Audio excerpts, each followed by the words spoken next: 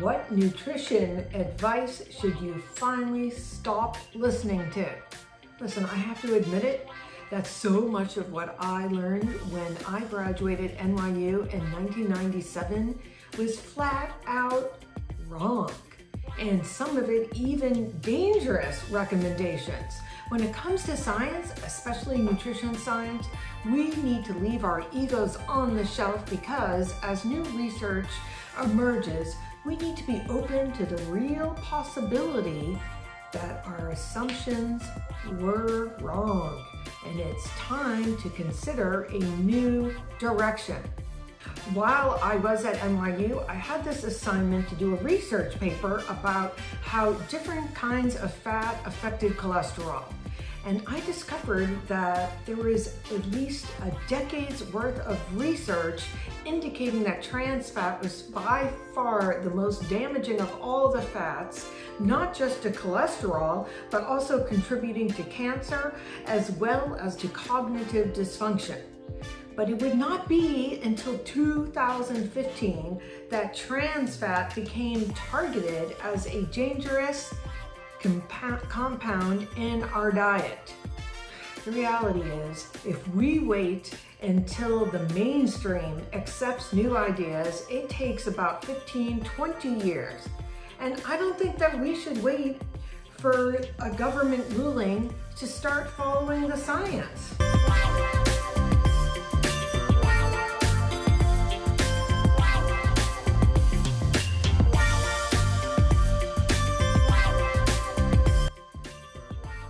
Hi, my name is Bonnie London and I've been a registered dietitian for over 25 years. Now, in today's video, I want to discuss with you the top nutrition and lifestyle advice that may be keeping you fat and sick.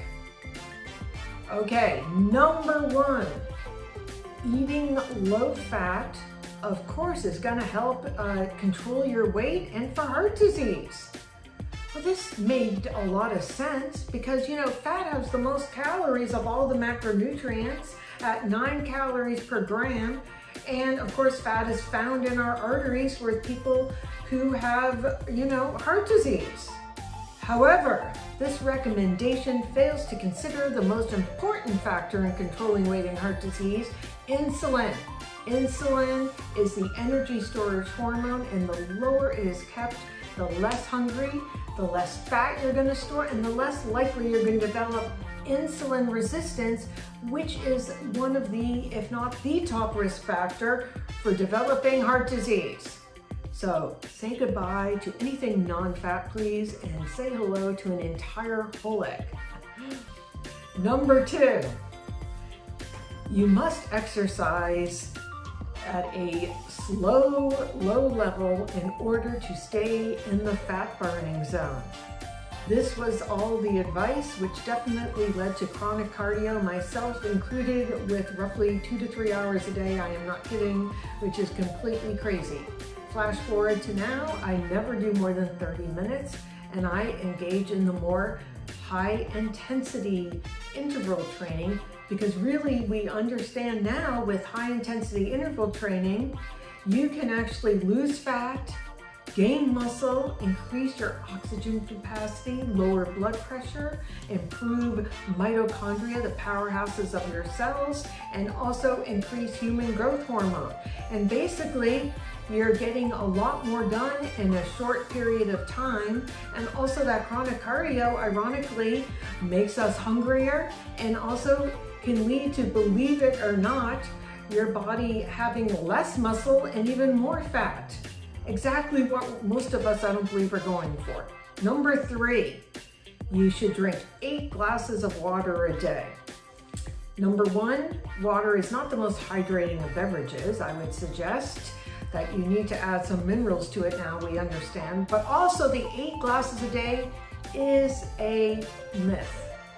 And you actually are at risk for being too hydrated, some people, than underhydrated. So the basic suggestion is that you want to drink about half your body weight in ounces, but I would also consider that if you're sweating, And a good suggestion is you could just do this one time, which I have done, which is to weigh yourself before and after exercise and see how much weight you have lost. And for every pound, you're gonna add in another 2 glasses of fluids, okay? Number 4, breakfast is the most important meal of the day. This is something I actually had printed on a bag. Come to find out, actually, General Mills created this as part of a 1944 marketing campaign. And we don't even need to eat breakfast after all. Breakfast didn't even begin really until the Industrial Revolution in the 1600s as people began going to work all day. This is actually one of the crazier ones. And this leads me to number 5. You must eat every 3 hours to keep your metabolism stoked, which has led people to having 3 meals, 3 snacks, and having an eating window of 15 or more hours. And some people just constantly eating something almost all day long. But we understand now that we really should limit our eating window to 12 hours and put down the snacks. Give your gastrointestinal system a break.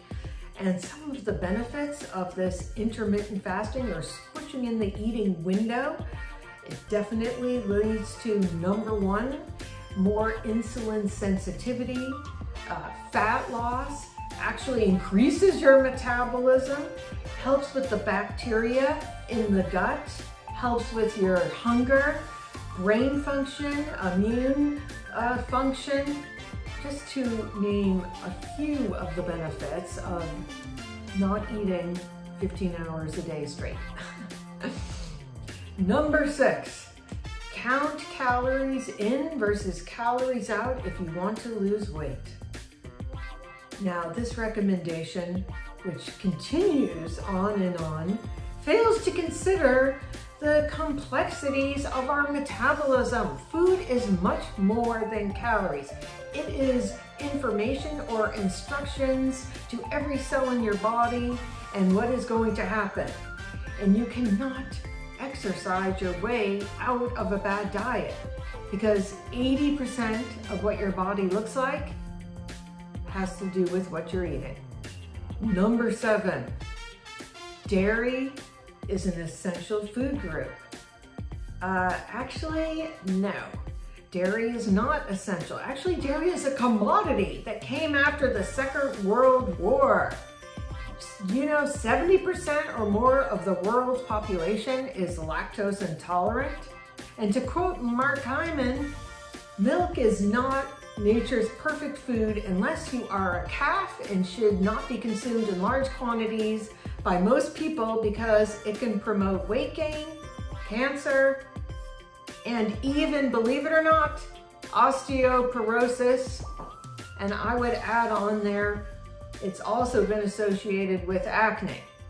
The final one, diet soda or artificial sweeteners can help with weight loss. Now this, I would definitely say, is a mixed bag.